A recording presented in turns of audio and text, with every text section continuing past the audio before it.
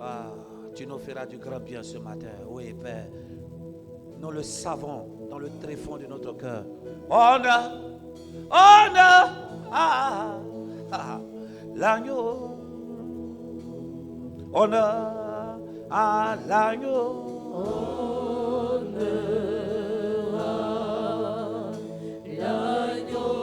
Chantons honneur, honneur à l'agneau.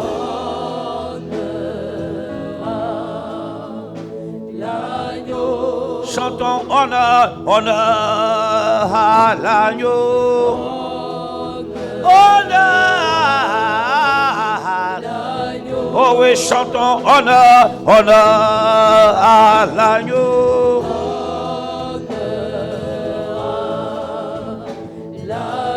Oh oui, chantons honneur, honneur à l'agneau. Honneur. Oh oui, chantons gloire, gloire à l'agneau. Arrebata falada ponto lo voce que te pranta. Honneur à l'agneau. Chantons honneur, chantons honneur, honneur, honneur. Oh oui, honneur, honneur, honneur à l'agneau.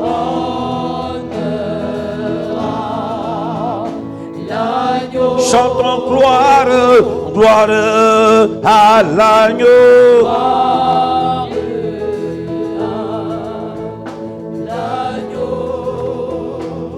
Gloire à l'agneau.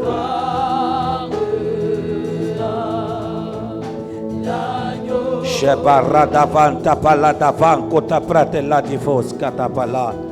A cattebre de bando volle bre si catilado di bilanda bra.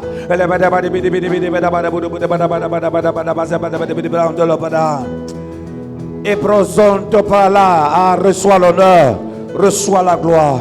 Merci Seigneur pour ta grâce ce matin. Parle à nos cœurs. Au nom puissant de Jésus-Christ.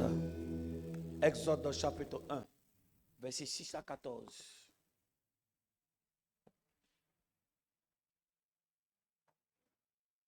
Exode chapitre 1, verset 6 à 14. Joseph mourut, ainsi que tous ses frères, toute sa génération-là. Oui.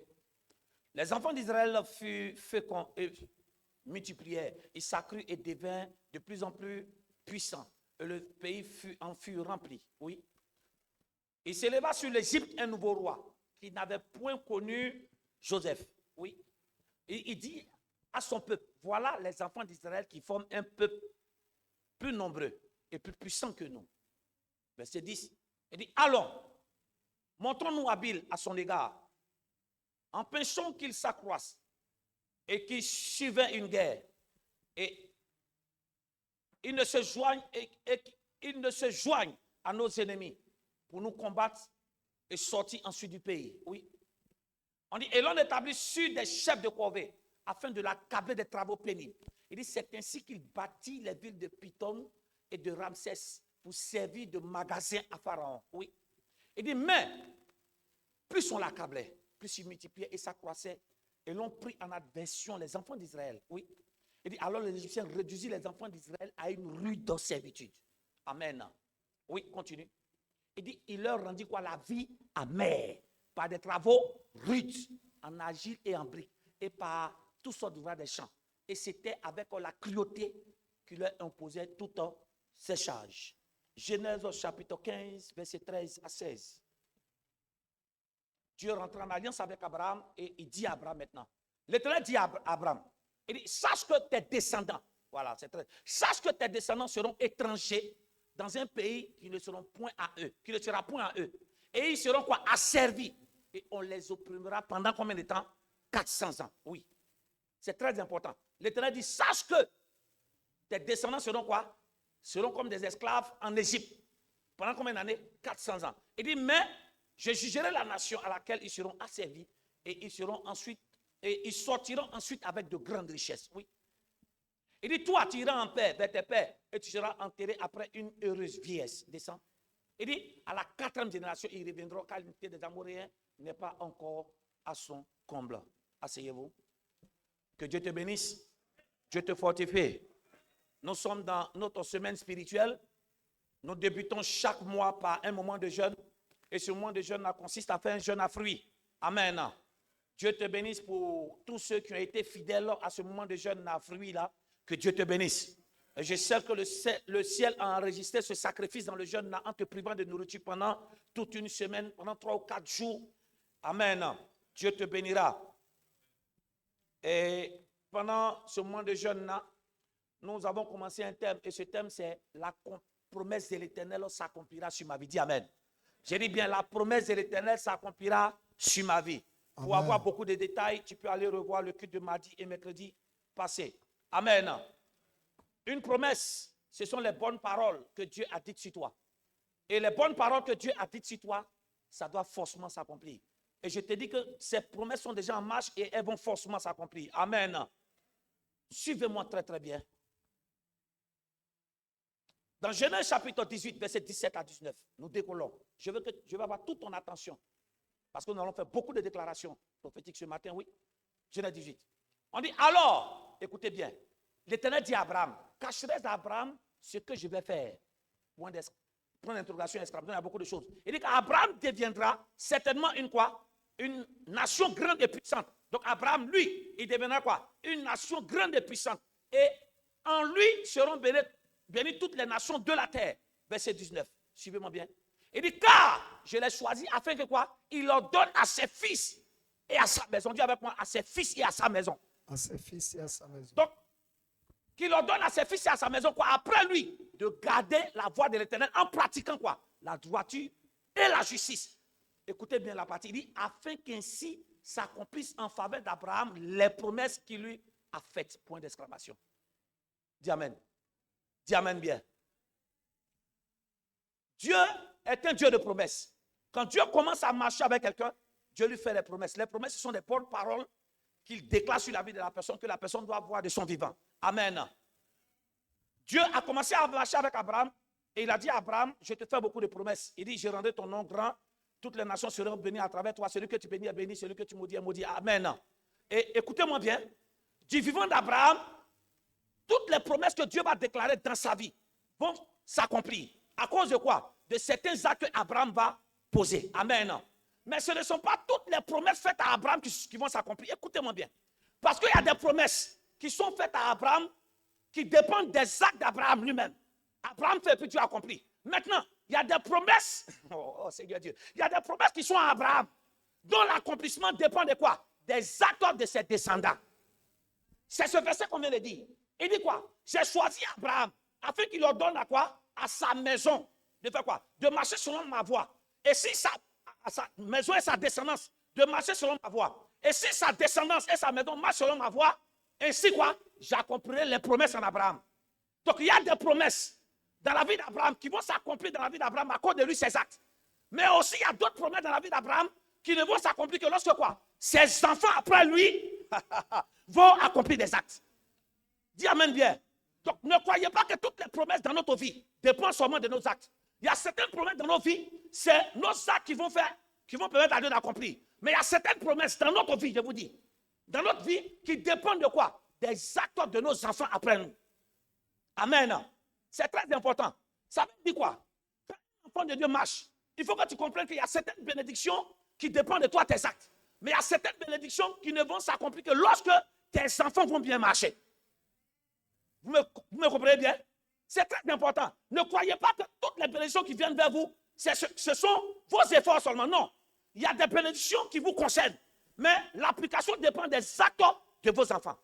Donc, cela veut dire quoi? Celui qui dit en tout cas, je m'en fous, j'ai fait ma vie. Non, tu ne dois pas t'en foutre. Parce qu'il y a certaines bénédictions dans ta vie qui ne sont pas encore accomplies. Parce que quoi? Dieu n'a pas encore vu le comportement de tes enfants qu'il faut avoir. Donc, tu ne dois pas te négliger et négliger qui? Ah, donc tu vois les mauvaises paroles que les parents prononcent. Ok, il faut gâcher ta vie. Moi, j'ai reçu. Non, hein. Il y a certaines promesses dans ta vie que tu n'as pas encore vues à cause du mauvais comportement de ton enfant. Est-ce que vous me suivez bien? Ah, donc tu vois qu'on est en train de voir une autre proportion. Donc ne crois pas que le mauvais comportement de l'enfant là, c'est lui seul qui perd. Non. Il y a certains mauvais comportements qui font que Il y a certaines promesses dans ta vie que tu ne vois pas. Il y a des gens ici qui ne sont pas encore mariés.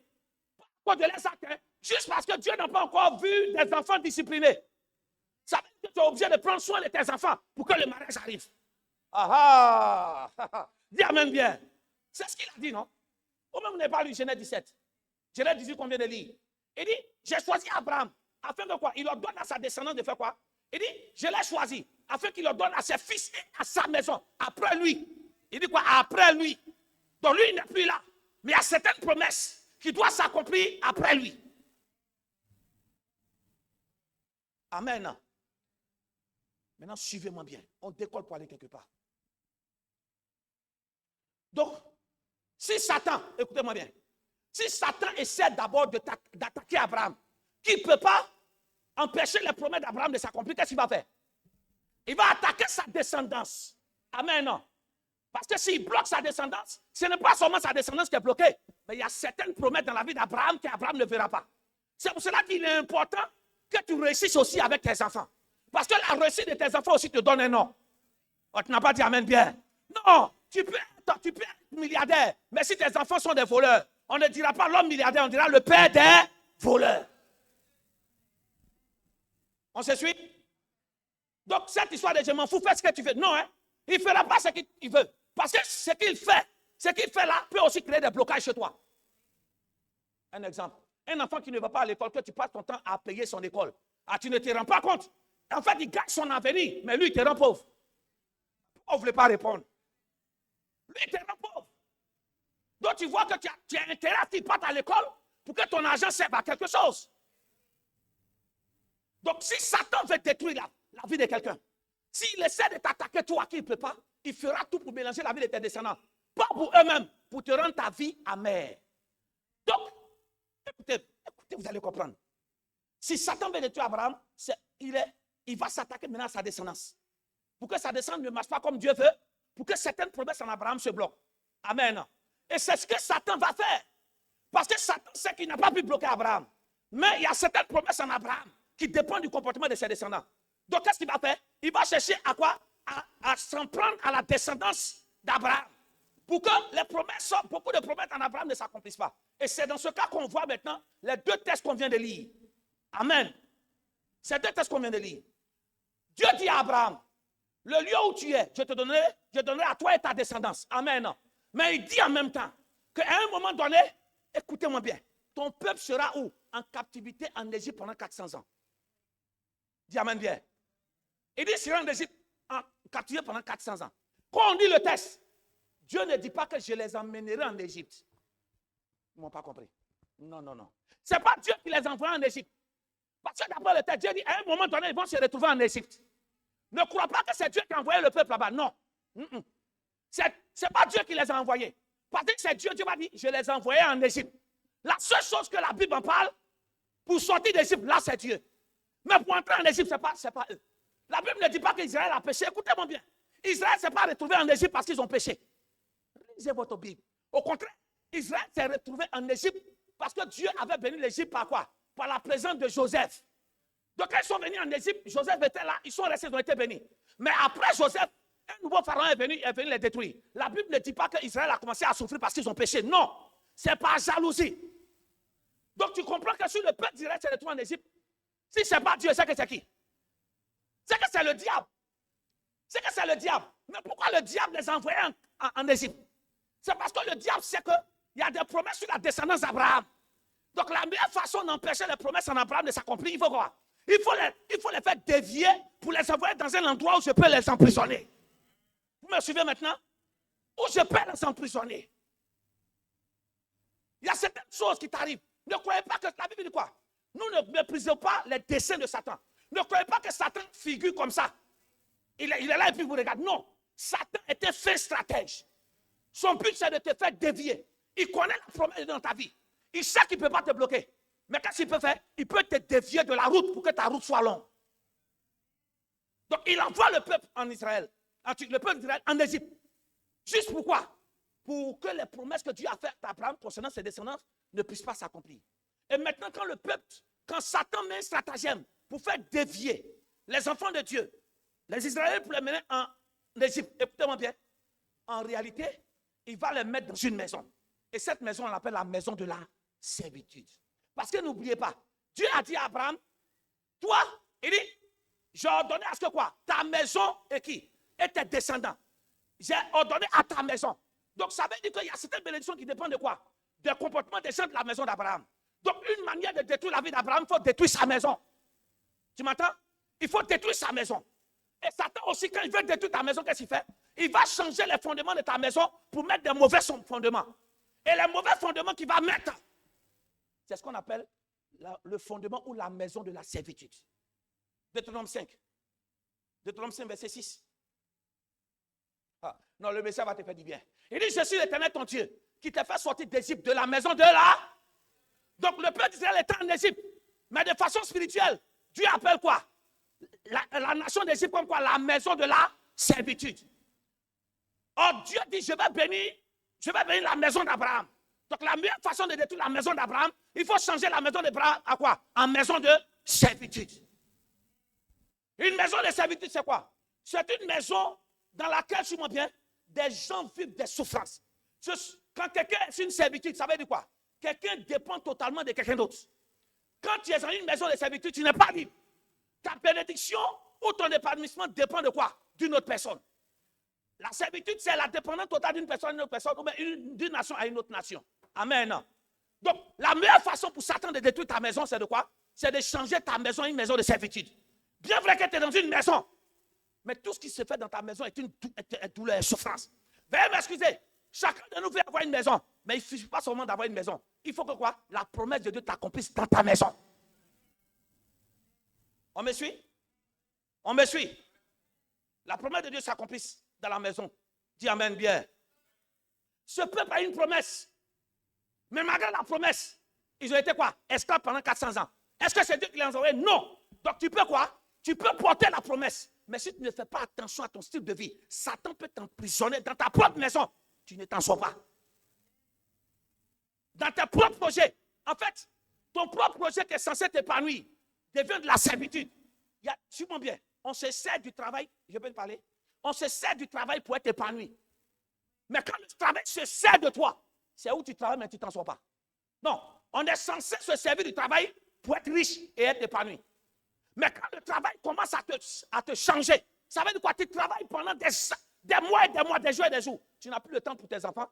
Tu n'as plus le temps de te réjouir. Tu deviens esclave du travail. Non, Dieu n'a pas dit ça. Dieu a dit l'homme gagnera son pain à la sueur de son front. Donc même si on travaille dur, mais cette hardiesse dans le travail doit produire quoi? Le pain. Amen. Satan est capable de dévier les promesses de ta maison. Tu es dans ta maison, mais c'est devenu dur. C'est devenu ce qu'on appelle la maison de la servitude. On va doucement. Quelles sont les caractéristiques de ce qu'on appelle une maison de servitude? Quand les fondements d'une maison sont renversés. Il dit, Psaume 11, verset 3. Il dit, quand les fondements d'une maison, quand les fondements de la maison est renversé, il dit, que fait le juste? On est juste. On se sanctifie. Mais la maison dans laquelle on se tient, les fondements sont renversés. Donc, on est juste, on va à l'église, mais tout devient dur. Quelles sont les caractéristiques de ce qu'on appelle la maison de la servitude? Première des choses, suis-moi bien, on est chrétien, mais on a une vie amère. Le peuple d'Israël a la promesse de Dieu, mais ils ont eu quoi? Une vie amère en Égypte.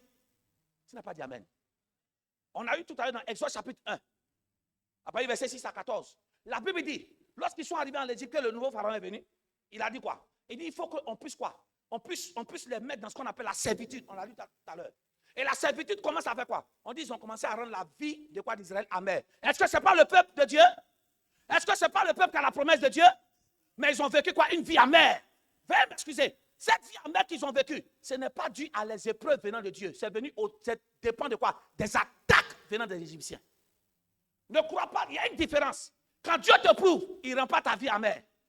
Parce que quand la vie de quelqu'un est amère, c'est que tu vis des problèmes, mais tu ne t'en sors pas. Mais quand Dieu te prouve, malgré que tu vis des problèmes, il y a certaines portes qui s'ouvrent. En fait, tu vis des problèmes, mais tu te sens en paix avec toi-même. Beaucoup de chrétiens ont la promesse, mais là, elle veut devenir amère. Une vie qui est amère, ça veut dire quoi? Tu as du regret. On est chrétien, mais est-ce qu'il n'y a pas des gens qui ont dit à leurs enfants, je te regrette? Il y a des gens même qui vont plus loin dans une relation et disent, je regrette d'avoir été avec toi. Cette relation qui était bonne, à un moment donné, ça devient une relation de servitude, où chacun ne s'en sort pas. La salle est calme. Pourtant, on n'est même pas encore allé loin. La salle est calme. Et dans le texte qu'on a vu, Passe au verset 14. De Exode 1. Allons vite. Il dit, il a rendu la vie comment? Par de quoi? Par des rudes travaux. Donc la meilleure façon de rendre ta vie amère, c'est de quoi? De te donner des travaux au-delà de toi. Vous savez ce qu'ils ont fait? Il leur a donné des travaux qu'on sait qu'une personne ne peut pas faire. Quand tu es dans une maison de servitude, tu fais le travail de 10 personnes. Dis amen bien. Maintenant, quand tu fais le travail de 10 personnes, tu dois avoir le salaire de 10 personnes. Mais tu fais le travail de 10 personnes et tu as le salaire d'une personne. Tu es dans une maison de servitude. Si tout ce qui te trouve dans une entreprise, ou c'est toi qui gères l'entreprise, et qu'on te quoi? On ne te renomme pas en fonction des tâches, mais on te renomme en fonction de toi-même. Tu es dans un travail de servitude. On ne travaille pas. Non, une chose c'est de se réjouir. Ah, on m'appelait pour un entretien, ça a marché. Mais une autre chose, c'est qu'il faut que l'entretien puisse être quoi? Source de bonheur. Il dit, on leur a importé quoi? Des l'outsage. Allons encore. Par des travaux en argile. Il dit, par tous les ouvrages des champs. Et c'était avec quoi? Il imposait toutes ces charges. Donc, comment tu sais que tu as une maison de servitude? Quelqu'un peut te donner beaucoup de boulot, mais il le fait pour te tuer. Parce qu'il aimerait te dire, il y a beaucoup de boulot qu'on te confie, c'est pour t'apprendre à faire quelque chose. On n'a pas compris. Il y a des gens qui peuvent te donner beaucoup de tâches, mais l'objectif derrière, ce n'est pas de te fatiguer, c'est de t'apprendre de nouvelles choses. Donc, quand des gens font des choses pour que tu apprennes de nouvelles choses, sûrement bien, c'est beaucoup, mais ce n'est pas une servitude. Parce qu'en sortie de là, tu as une connaissance. Mais quand la personne te donne beaucoup de travaux, pour ne pas que tu sois épanoui, il le fait avec cruauté. En fait, il fait ça pour ne pas que tu partes à la maison. Il fait ça pour ne pas que tu te retrouves. Ça devient maintenant de la servitude. Ce matin, je ne sais pas comment ta vie est devenue. Nous avons marché 11 mois avec Jésus dans le mois de 2020, dans l'année 2025. On est dans le 12e mois. Est-ce que tu as marché avec Dieu dans une vie remplie de joie ou bien ta vie est devenue amère? Quand ta vie est amère, ça veut dire que tu es aigri. Tu n'as plus de joie, tu n'as plus de paix. Tu as beaucoup de regrets. Israël était le peuple de Dieu ayant la promesse, mais ils avaient une vie amère. Pas à cause de Dieu, mais à cause de quoi? Des attaques venant de quoi? Venant de l'attaque de Satan derrière le comportement des Égyptiens. Il dit, il faut qu'on les mette dans une maison de servitude. Quand on te met dans une maison, c'est pour t'empêcher de partir, non? Donc il faut qu'on les mette dans une maison. Ils n'auront pas le choix de rester là. Quand quelqu'un t'emprisonne, une relation, un foyer n'est pas une prison. Un travail n'est pas une prison. Où on fait, puis, tu comprends, non? On le fait sans joie. Ne croyez pas que la récompense derrière un travail, c'est forcément l'argent, non.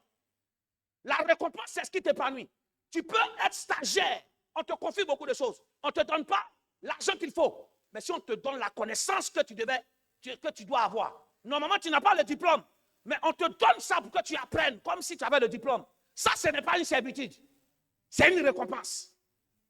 Mais quand on t'accable, tu fais le travail de tout le monde, et puis tu as le salaire d'une seule personne. C'est une servitude. Dis amen. Dis amen. Ils savent que la tâche là, une seule personne peut faire, on te donne à toi. On dit toi seul, et sur toute la maison. Si c'est une punition parce que tu as fait quelque chose de mal, c'est bon. Mais tu n'as rien fait. Mais on t'impose ça. On te punit pour rien. Tu es dans une servitude. Aujourd'hui, Dieu va te faire sortir de cette servitude. Amen. La caractéristique de la maison de la servitude. On est chrétien, mais on est dedans, vous allez voir. Deuxième chose, c'est que la servitude, c'est qu'on est maudit, quoique on est dans la maison de Dieu. La servitude fait que, même quand on peut être, on trimballe une malédiction, quoique on fait l'œuvre de Dieu. Vous allez voir. Dans Josué 9, verset 23. Les gens pensent que le fait qu'on sert Dieu, tout peut aller. Non. Tu peux servir Dieu étant sur une malédiction. Et si cette malédiction ne quitte pas, tu auras des problèmes. Oui. Il dit maintenant, vous êtes maudits et vous ne cesserez point d'être quoi? Dans la servitude. Donc, la malédiction conduit à quoi? À la servitude. Donc, quiconque prenne une malédiction, cette malédiction te rend quoi? Serviteur des autres. Oui. Il dit, vous ne cesserez point d'être dans la servitude. De couper quoi? Le bois et de puiser l'eau. Pourquoi? Suis-moi bien. Donc, il est maudit. Doucement, on reprend le texte. Vous allez comprendre. On reprend. Maintenant, vous êtes quoi? Maudit. Et vous ne cesserez point d'être quoi? Dans la servitude. Et cette servitude consiste à quoi? De couper le bois et de puiser l'eau pour la maison de Dieu. Puiser l'eau pour la maison de Dieu, ce n'est pas interdit. Donc, normalement, pour eux, quand ils vont puiser l'eau, parce qu'ils ont une malédiction, ils vont faire l'œuvre de Dieu, mais ils n'auront rien. Normalement, quiconque puise de l'eau pour la maison de Dieu est censé être béni. Mais eux, ils vont faire ça, ils ne voient rien. Et qu'est-ce qui fait ça? Pas parce que Dieu ne veut pas les bénir, mais ils ont une malédiction sur eux. Donc on peut être à la maison de Dieu, servir Dieu, et puis il y a une malédiction qui est sur notre vie. Et comment tu sais qu'il y a une malédiction? Tout ce que tu fais pour Dieu, il n'y a pas de joie. Tout ce que tu fais pour Dieu, il n'y a pas de retour. Dis Amen. Et c'est dans ce sens que si les fidèles ne sont pas délivrés, quand ils vont venir, ils vont partir. Parce qu'ils ne savent pas que le problème n'est pas avec le service de Dieu. Le problème, c'est la malédiction qui le poursuit. Ce matin, quiconque a une malédiction sur sa vie, qui fait qu'il sert Dieu, rien n'avance. Au nom de Jésus, je brise ça. Qu'est-ce qu'il a dit? Je brise ça. Suivez le test. La maison de servitude, c'est que tu peux ne pas avoir du repos. Et suis-moi bien, la nuit qui est faite pour dormir, toi, tu passeras ton temps qu'à pleurer. Lamentation 1. Oh, on va prendre ce test, on va le décortiquer. Lamentation 1, verset 1 à 3. Il dit, quoi? Elle est assise solitaire. Cette ville si peuplée. Il dit, elle est semblable à quoi? À une veuve. Il dit, grande terre. Il dit, grande entre les nations. Souveraine parmi les États. Elle est réduite à quoi? Elle est réduite à quoi? Donc c'est une vie quoi? Peuplée. Donc ne crois pas que le fait qu'on est nombreux, cela veut dire qu'on est épanoui. Il dit, cette ville, elle est peuplée. Ils sont nombreux. Mais malgré qu'ils sont nombreux, ils sont quoi? Dans la servitude. C'est pour ça la Bible, ne vous y trompez pas. Ce n'est pas une grande armée qui sauve le roi. Ne crois pas que parce que les gens sont beaucoup dans une maison, c'est qu'ils sont épanouis. Ne crois pas que parce que les gens ont beaucoup d'enfants, c'est que les enfants ont créé la joie chez eux. Non. Il dit, c'est une nation quoi? Peuplée, elle est grande, il y a beaucoup d'hommes. Mais pourquoi il dit qu'ils sont veufs? Normalement, s'il y a beaucoup d'hommes, on ne doit pas être veuf. S'il y a beaucoup d'hommes là-bas, c'est que tout le monde est là. Ça veut dire quoi? De loin, quand tu les vois, tout va bien. Mais quand tu vas de près, ils se sentent orphelins et orphelines. Ta vie n'est pas comme ça. De loin, quand on te voit s'habiller, tout le monde t'envie, tout va bien. Mais tous ceux qui rentrent dans tes 16 mètres te rendent compte que l'habit que tu as porté, le vêtement que tu as porté, ce n'est que quoi? Une façade. Tu ne reflètes pas le bonheur. Ta vie est douloureuse. Tu manques de tout. Comment des gens, c'est une vie peuplée? Ça, c'est de loin. Mais de près qu'on vient, ils n'ont personne. Quand on dit une veuve, ça veut dire quoi? La personne qui est contre n'est plus là. Donc ils sont nombreux, mais il n'y a personne de quoi te disposer qui peuvent l'aider. Dans votre famille, on dit le nom de votre famille. Tout le monde respecte la famille quand? Mais malgré le nom de famille, il n'y a personne pour lever le petit doigt quand il y a un souci. Tu es chrétien, c'est la servitude qui fait ça. Descends. Caractéristique, il dit, vous êtes dans la servitude. Pourquoi? Il dit quoi? Elle pleure comme durant là. Donc parce qu'ils sont dans la servitude, ils vont pleurer quoi? Toute la nuit. La nuit, c'est pour dormir. Mais c'est pendant la nuit que tu es chrétien. La nuit, c'est pour prier ou pour dormir, pour se reposer. Tu as travaillé toute la journée. Tu vas aller encore travailler encore toute la nuit. Et le travail que tu vas faire, c'est de pleurer. C'est là que tu vois des gens, le matin, ils se réveillent, tous les yeux là sont enflés. Tu as quoi? Il y a mal aux yeux. Tu n'as pas mal aux yeux. La servitude fait que tu n'es pas heureux. Tu pleures dans ton coin. On ne s'est pas compris, hein? Il dit, elle est dans la servitude, elle pleure toute la nuit. Qu'est-ce qui fait que tu pleures toute la nuit?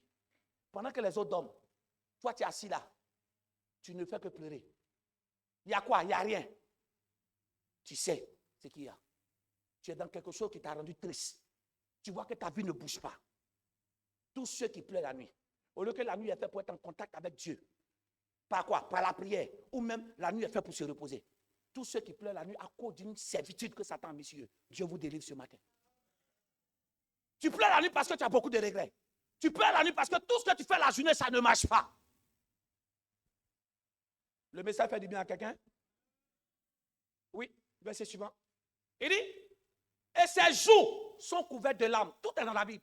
Donc parce qu'elle est dans la servitude, ses larmes ne restent pas là. Ses larmes coulent quand tu l'appelles le matin. Quoi. Tout ça là. Tout est mouillé. Il y a quoi? Il n'y a rien. Tu ne vas plus jamais dormir pleurer. Tu ne vas plus jamais dormir en pleurant maintenant. Il dit, de tous ceux qui l'aimaient, nul ne la console. Donc quand tu es dans la... Oh, Seigneur, tu es dans la servitude, tout le monde sait que c'est dur, tu pleures. Hein? Au lieu qu'on te demande, il y a quoi, il faut te taire. On ajoute encore. En fait, nous les enfants, là, Nous qui sommes passés par l'enfance, on a vécu cette servitude-là un peu. Ou tu comprends, non? On t'appelle que je suis en train de pleurer. Au lieu qu'on te demande pardon, qu'est-ce qui se passe? Oh, tu sais de quoi je veux parler. On ne faut te taire, tu ne veux pas te taire. Au lieu de te calmer, tu en sort. Le papa ou la maman est servi pour te chicoter encore. En quoi est-ce que mes chicotés vont me faire taire? Au contraire, plus la douleur augmente, plus mes pleurs vont augmenter. Donc je ne peux que me taire. Suis-moi bien. Le fait que je me taire ne veut pas dire que je ne pleure pas. On m'a pas compris. Pleurer, ce n'est pas forcément quand tu entends ma voix. Je peux pleurer. Et de façon douloureuse même, sans que tu entends ma voix. Tais-toi. Tais-toi. Ça ne sort pas. C'est dedans. Dis amen. Servitude encore. Écoutez-moi, écoutez-moi. Il dit tout ce qui les mêmes ne peut pas la consoler. Donc toutes les personnes qui tu comptes, personne ne peut t'aider. Il dit, écoutez, il dit, tous ses amis deviennent quoi? Lui sont comment? Donc quand tu es dans la servitude, tes personnes qui étaient bien à toi commencent à devenir infidèles. Infidèle veut dire quoi? Il te trompe. Quand on te pose la question, pourquoi on me fait ça? C'est la servitude qui fait que les gens ils passent le temps à te tromper. Ton ami en qui tu avais confiance, il s'en va être avec ami de ton ennemi. Qu'est-ce qui fait ça? C'est la servitude. En fait, le but de Satan, en rendant ton ami en ennemi, pour qu'il soit ami avec ton ennemi, c'est pour rendre ta vie amère. Ne crois pas que c'est lui sa faute. C'est la maison de la servitude qui est chez toi, qui fait que tous ceux qui viennent vers toi, ils deviennent ton ennemi après. C'est ça les cas, mais. Il dit tous ses amis, lui sont quoi? Lui sont devenus infidèles. Et ils sont devenus quoi? Des. Wow. Ça veut dire que les amitiés, quand tu es sur quoi? Dans la maison de servitude, les amitiés sont plus sincères. Il y a infidélité. Les gens sont avec toi à cause de ce que tu peux donner. Quand la maison de la servitude est dans la vie de tes chrétiens, ils ne sont plus avec toi parce qu'ils aiment Jésus. Ils sont avec toi à cause du don. Le jour que tu n'as rien fait, tu les entends en train de parler. Donc l'ami qui est devenu ennemi n'a jamais été ennemi. Mais c'est ta situation qui a fait qu'il est devenu quoi? Ton ennemi. Est-ce que tu ne vois pas, te rends pas compte qu'il y a des gens? Oh Seigneur Dieu Tout-Puissant. Il y a des gens, tu peux te rendre compte, même ça peut être même dans les foyers. L'homme avec qui ou la femme avec qui, tout allait bien, vous étiez amis. Quand la maison de servitude est chez toi, tout d'un coup, la personne change et rend ta vie amère. Il n'y a plus de fidélité dedans. Monsieur trompe, madame trompe. Pourquoi? Parce que dans ta vie, on a mis une malédiction qui dit, lui là, on doit le tromper. On te trompe dans la relation, on te trompe encore dans l'argent. On te trompe même dans la commission encore. Toute ta vie n'est que tromperie. Le problème, ce n'est pas les autres. Qu'est-ce qui est sur moi qui fait que tous ceux qui viennent de moi commencent à devenir bizarres après, au nom de Jésus-Christ? Quand ta vie est dans la servitude, on peut mettre une malédiction de vol. Tout ce que tu te promets, eux vont te voler. Tes enfants. Ça peut être même, si tu es femme, ça peut être ton mari même qui te vole. Il y a des maris qui volent ici. Ce n'est pas seulement que la femme vole. Il y a des maris qui volent trop bien même. Ils volent bien même. Par exemple, tu as répondu pour ce truc là. C'est comme ça toi aussi tu l'as volé aussi. Et dit, Israël avait la promesse, mais ils ont été esclaves, mon fils. Maintenant, je vous pose la question. Pendant 400 ans, pourquoi Dieu n'a pas réagi? C'est parce que tu comprends maintenant que, écoutez-moi bien, il y a certaines actions de Satan qui peuvent rendre Dieu muet. Pas parce que Satan est fort. Mais Dieu veut que tu te rendes compte que ta délivrance ne dépend pas seulement de lui. Mais toi-même, tu dois te lever pour sortir. Non, tout à l'heure, on va donner la solution. Ça te fait du bien? Ça te fait du bien? Ne confondez pas avec l'épreuve. Quand Dieu te prouve par des problèmes, ça ne rend pas ta vie amère. Quand Dieu te prouve, il fait de telle sorte qu'il te rassure que c'est vrai, c'est dur. Mais il y a des petites portes qui t'apportent la joie. Mais toi, quand tout est bloqué, il y a un problème. Il faut dire à quelqu'un, c'est le diable qui fait ça. Et la Bible dit que le Fils de l'homme est apparu afin de détruire quoi? Les œuvres du diable. Tout ce qui t'empêche de dormir, qui te fait pleurer. Toute l'insincérité qui est autour de toi. Les gens deviennent déloyaux à cause de ton état qui a été changé. Je brise cette malédiction. Ils sont en train d'avancer. Quand tu es dans une maison de servitude, que Satan a renversé les fondements de la maison, vous êtes dans une maison de servitude. Une autre caractéristique, c'est que tu deviens esclave Et suis-moi bien, tu manques de vie. C'est-à-dire quoi? Tu fais la chose comme ça, mais tu n'es pas en vie. Esdras 9, verset 8 à 9. Il dit, et cependant, l'Éternel notre Dieu vient de nous faire grâce en nous laissant quoi? Quelques rescapés. Et en nous accordant un abri dans son saint lieu. Il dit, afin d'éclaircir nos yeux et de nous donner un peu de vie au milieu de quoi? Un peu de vie au milieu de notre... Donc, il ne dit pas que Dieu nous donne la vie. Que Dieu nous donne quoi? Un peu de vie où? Dans notre servitude. Donc, quand tu vis la servitude, ta vie diminue. Non, avant, les gens vivaient longtemps. Autant de Méthusalem, les gens partaient qu'à 800 ans. Quand le péché a commencé à rentrer, Dieu dit, l'homme, mon esprit ne restera pas en l'homme. Et si mon esprit reste jusqu'à 120 ans. Maintenant, dans le psaume de David, psaume 90, Dieu va dire quoi? Le plus vigoureux vit 80 ans. Mais les moins vivent à 70 ans. Ça, c'est à leur temps et à notre temps maintenant. Ne croyez pas que maintenant, les gens qui meurent vite, ça peut être une maison de servitude qui les réclame. Non, arrêtez d'imputer la mort de certaines personnes par Dieu a fait. Il y a certaines morts, ce n'est pas Dieu. C'est certaines maisons de servitude qui font que la personne devait vivre longtemps, mais sa vie a été réduite. Au nom de Jésus-Christ. Si quelqu'un veut te faire mourir avant ton temps, je prie ça. Il dit qu'il nous donne un peu de vie où? Dans notre servitude. Donc quand tu es dans la servitude, ce que tu fais là, ça te tue. Quand il marche, même tu marches, ça sent la mort. Il y a quoi? Bonjour, il y a quoi? Il y a des gens qui étaient doux, ou des femmes qui étaient douces, mais qui sont devenues amères. Pourquoi? Parce que les relations a tué les en vie. Même bonjour, écrit. Même bonjour, écrit. La servitude crée ça. Le verset 9. Il dit, car nous sommes quoi? Esclaves. Donc quand tu es dans la servitude, tu deviens quoi? Esclave. Tu sais les autres. Tu ne t'en sors pas. Attends, ne croyez pas que le foyer est fait pour qu'une seule personne se réduise. Hein? Non, hein? C'est les deux. C'est les deux. Non, ne crois pas que femme, tu viens pour que lui qui...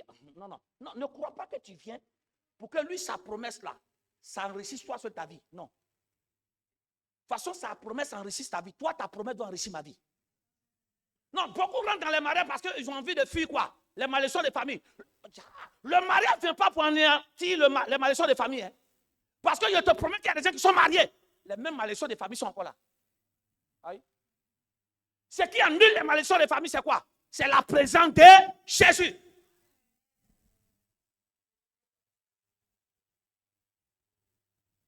Amen. Regardez le texte qui vient qui est encore plus profond.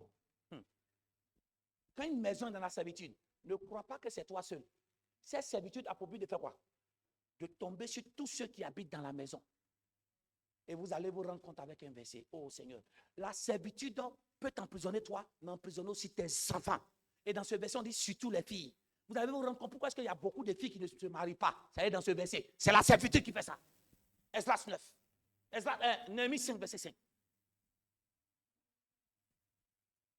Il dit, et pourtant, notre chair est comme la chair de nos frères.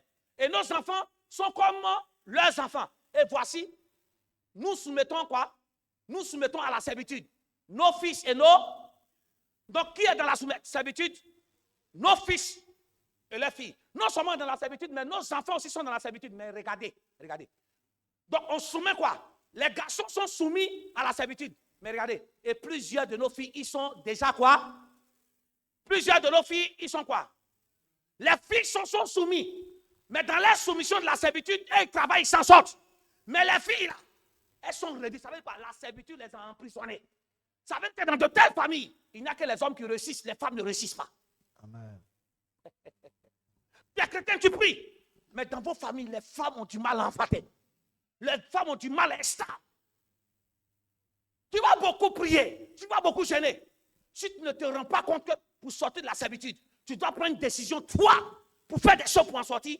Tu vas prier Dieu. Dieu aussi est entraînant tes prières. Mais il attend que tu prennes une décision pour sortir de là. Amen. Il dit la servitude, nos fils sont soumis. Mais nos filles sont réduites. Le mot réduit veut dire quoi? Ça les a tous changés. Dans vos familles, quelle est la situation des filles? Dans l'église ici, les femmes qui sont là. Non, cette élection ne rentre pas dans ta vie, pas parce que le pasteur prie pas pour toi. Mais il y a des actes à poser. Quand tu es dans une prison de servitude, ce n'est pas le pasteur qui te fait sortir. C'est toi-même qui prends des résolutions avec Dieu pour t'en sortir d'abord, avec Dieu. Il y a des choses qu'on fait avec Dieu. Il y a des choses que Dieu fait, mais il y a des choses qu'on fait avec Dieu. Il dit, à tes résolutions, on répondra quoi? Il dit, nos filles sont réduites. Regarde dans vos familles, qui est réduit à ça? Où les garçons, personne ne travaille, personne ne se marie. Ne croyez pas que derrière certains trucs, certaines choses qui sont normales, c'est normal. Non. Derrière certaines choses, certaines difficultés, Satan peut être derrière. Tout à l'heure, tu vas voir, on arrive. La servitude peut faire que quand Dieu te parle, tu n'as pas envie d'écouter. Quand quelqu'un n'écoute pas, c'est lorsqu'on prêche, il dort. C'est la servitude qui fait ça. Tu dors là où tu dois te concentrer pour écouter Dieu. Et tu es réveillé là où tu dois dormir. Ça, beaucoup de chrétiens y sont. On continue. Il dit, nos filles, et plusieurs de nos filles, ils sont déjà réduites. Il dit, nous sommes comment? Sans force. Et nos champs et nos vignes sont à d'autres. Quand tu es dans la servitude, tu es sans force. Tout ce que tu fais là, tu ne fais plus avec force. En tout cas, tu es fatigué de recommencer à zéro. Je vous dis que ce n'est pas facile de recommencer à zéro. Même quand Dieu même te dit de recommencer, ce n'est pas facile. Il faut trouver. Tu es sans force. Est-ce que ce que tu fais là, tu fais avec la force qu'il faut? Est-ce que le zèle avec lequel tu faisais la chose, est-ce que maintenant c'est avec cette force-là? Tu es en train de me dire, je suis fatigué. C'est bon comme ça. Quand tu es fatigué mentalement, c'est bon. Tu dis, je suis fatigué. La fatigue, écoutez-moi, la fatigue n'est pas, c'est pas seulement l'épuisement du corps. La fatigue aussi, c'est l'épuisement du mental. La fatigue aussi, c'est l'épuisement aussi de ton spirituel. Où tu ne fais que prier pour les gens, ils s'en foutent. Oui, le spirituel, on s'épuise. Vous ne me croyez pas demander à Moïse. Moïse était épuisé spirituellement. Parce que le peuple ne faisait aucun effort pour connaître Dieu. Un moment, il a dit, Seigneur, ce n'est pas moi l'ennemi au monde, pour que tu me mettes sur mon dos. Il dit, tue-moi. Il était fatigué spirituellement. Dis Amen. Beaucoup de pasteurs meurent vite parce que les chrétiens sont devenus une maison de servitude pour eux. Si. Parce qu'ils ne peuvent pas grandir. Mais ici, vous allez grandir cette année. Oui, vous allez grandir. Amen. Parce que ça y va de toi-même. Il dit quoi? Le chant, mets le dernier verset. Quand tu es dans la servitude, écoute-moi bien. Oui, Seigneur. Il dit, et nos champs et nos vignes sont à d'autres. Quand tu es dans la servitude, suis-moi bien, ce qui est à toi, c'est quelqu'un d'autre qui jouit ça. Ça veut dire quoi? Quand tu es dans la servitude, tu deviens locataire de ta propre chose. On ne s'est pas compris. Ta propre chose, c'est quelqu'un qui jouit de ça. C'est ta propre maison. On ne s'est pas compris. Hein? On t'encaisse le loyer dans ta propre maison. C'est ta propre maison. Tes beaux et tes belles font la loi. C'est ta propre maison. Ce sont tes amis de Dieu qui gouvernent.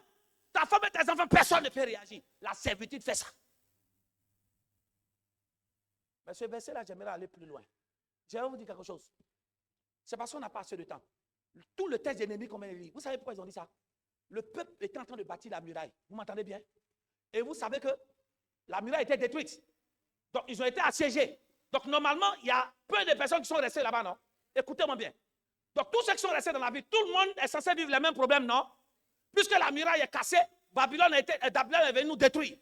Donc, normalement, suis-moi bien. Entre nous-mêmes, on doit faire quoi? Quand tout est gâté et que nous tous on a des problèmes, on fait quoi? On se met ensemble, non? Quand l'ennemi dit ça là, vous savez, il parle de qui? Il parle du peuple. Le peuple vient se plaindre chez l'ennemi pour dire que c'est vrai, la ville était détruite. Mais les magistrats qui sont là, les gouverneurs, ils nous prennent des choses avec intérêt. Tout est gâté. C'est quand tout va bien que tu peux faire quelque chose avec intérêt. Mais tout est gâté et tu viens prendre encore le champ qui est à moi. Alors que toi et moi, on vit le même problème. J'aimerais dire à quelqu'un, ne croyez pas que ce monde-là est un monde de pitié. Ne croyez pas que parce que tout est dur dans une maison. Suis-moi bien, dans la dureté, il y a des gens qui auront des sentiments pour toi. Non, dans la dureté, il y a des gens qui vont cesser à se servir. En d'autres termes, à qui ça profite qu'on vit des problèmes dans une maison? Ne crois pas que quand... Oh Seigneur, ne crois pas que quand la maison est dure, il y a des personnes, tu vas comprendre, la maison est dure, papa travaillait ou bien la personne qui travaille dans la maison, la personne est décédée. Donc normalement, celui qui faisait tout ça, il est mort, tous ceux qui sont là doivent faire quoi? Ils doivent se mettre ensemble pour faire les charges, non? C'est maintenant que tu vas dans le problème là. Il y a un qui dit, lui n'a pas l'argent. On ne s'est pas compris. Hein? Lui, il n'a pas l'argent. Et puis toi, tu te débrouilles pour faire. C'est dur, hein? C'est dur pour toi. Tu as perdu ton emploi. Tu vas dehors pour faire cirage, pour venir nourrir la maison. Lui, il a l'argent, non. Écoute, tu vas comprendre. Ça est dans sa poche. Et puis tu cherches, tu dis non, tu as un peu d'argent. Il dit, l'argent qu'elle a là, si tu donnes, tu as remboursé. Hein. Tout pour moi que tu as bouffé, est-ce que tu as remboursé? Tu comprends maintenant? Ça vous est jamais arrivé? Des personnes qui font rien, ils font rien dans la maison. Mais le jour où tu as besoin d'argent, l'argent, il te donne son crédit. Non, tu ne comprends pas ce que c'est en train de dire. C'est toi qui fais tout dans la maison. Et ça, c'est les femmes qui sont dans la servitude, c'est ce qui arrive. C'est l'homme là qui fait tout, hein, tout. Le jour où il a besoin de 5 000, c'est crédit. Pourquoi tu vas donner crédit à celui qui fait tout jusqu'à tes habits?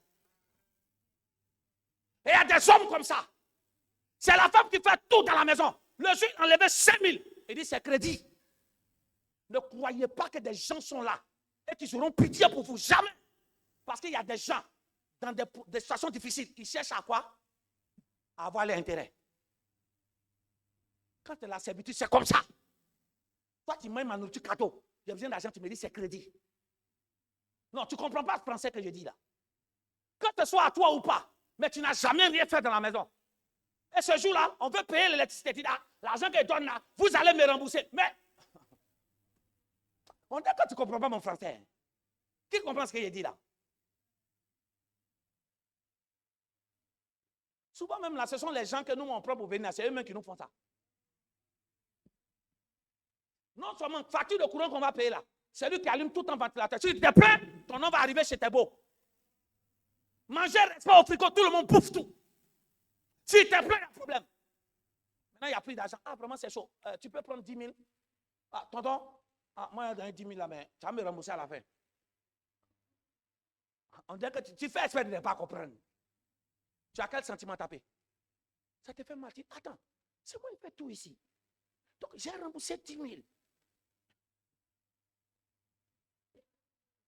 Si c'est toi qui infliges ça aux gens, que Dieu te délivre. Amen. Écoutez-moi bien. Quand la servitude est trop dans ta vie, écoutez-moi, quand Dieu parle, tu n'écoutes plus. Tu ne crois plus. Non, vous m'écoutez bien. Tu n'as plus envie d'écouter Dieu. Dieu te parle, tu n'écoutes plus. La souffrance de la servitude peut te rendre incrédule. C'est pour ça que j'allais voir des gens qui connaissaient Dieu. Hein? Nos gens sont convertis à longtemps. Mais la souffrance de la servitude, malédiction des familles les a réjouis. Quand tu parles des gens, toi, il dit petit, je connais ça. Il dit, tu vas, depuis quelle année? Tu as 20 ans, mais moi j'ai 40 ans de foi. Il est en train de te dire que quoi? Lui, sa foi est plus grande que toi. Mais regarde son raisonnement. Son raisonnement, il n'a pas envie de raisonner. Mais la souffrance, fait que même quand Dieu parle,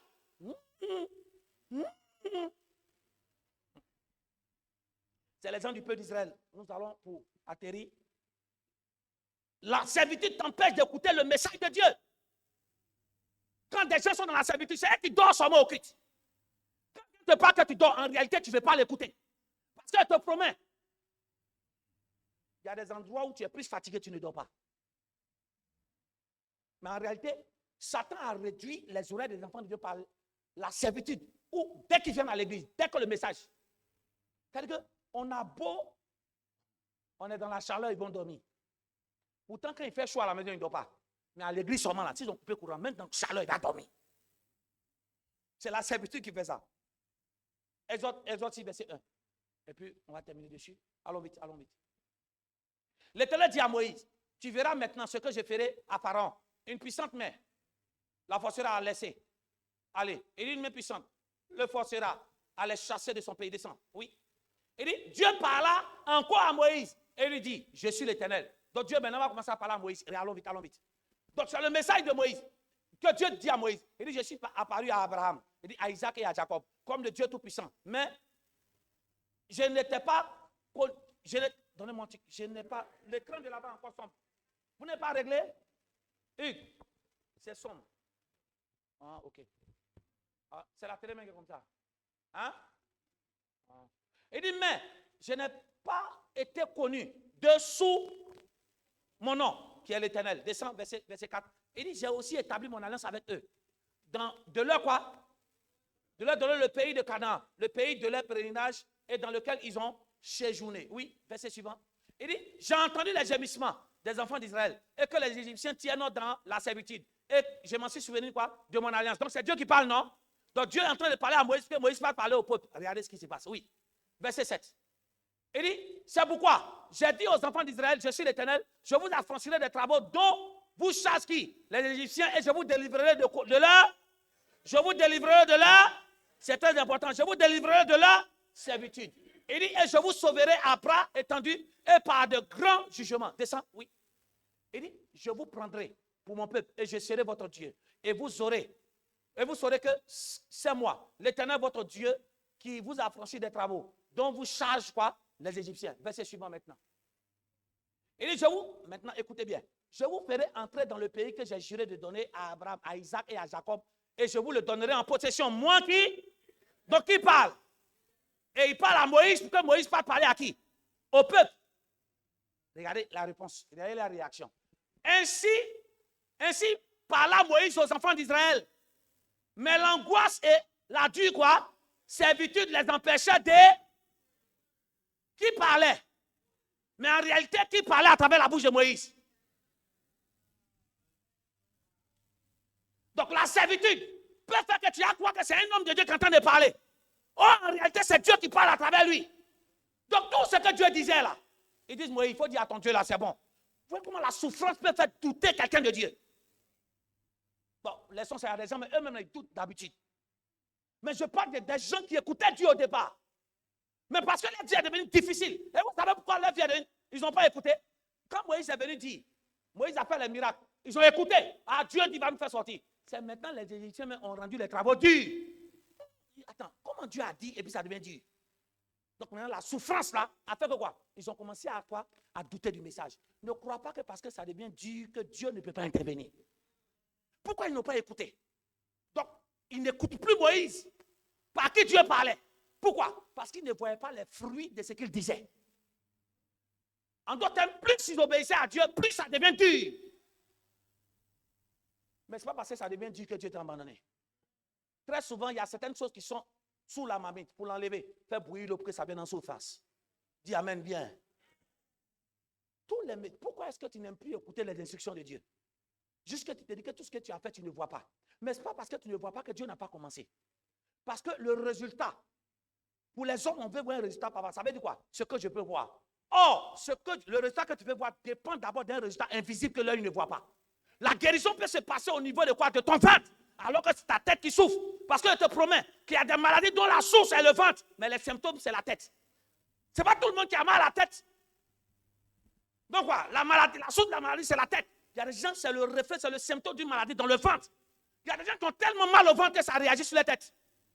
Ou bien, il y a des gens qui ont mal à la dent, mais ils ont mal à la tête. Donc si tu penses que c'est la douleur de tête qui est l'origine, ça va continuer. Et c'est la même chose.